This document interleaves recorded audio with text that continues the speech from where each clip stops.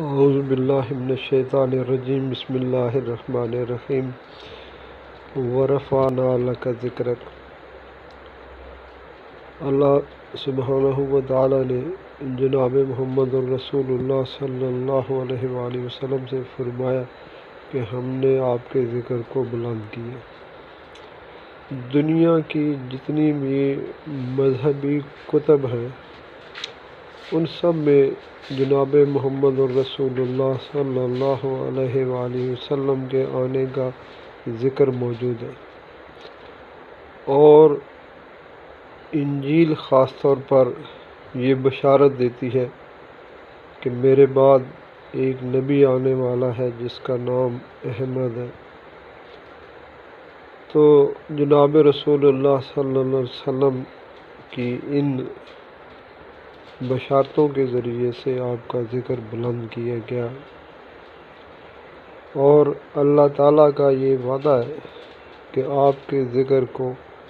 ہمیشہ بلند کرتا رہے گا۔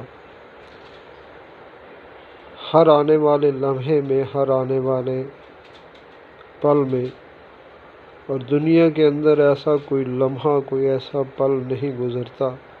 کہ جس میں اشہد ان محمد رسول اللہ صلی اللہ علیہ وآلہ وسلم کی آواز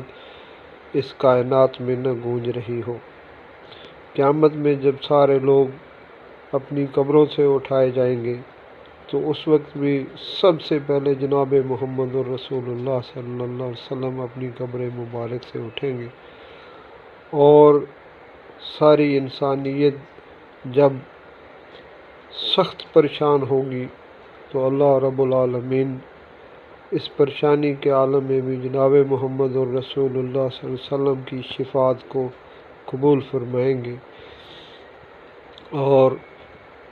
جنت جناب رسول اللہ صلی اللہ علیہ وسلم سب سے پہلے جنت میں داخل ہونے والے ہیں، اور مقام محمود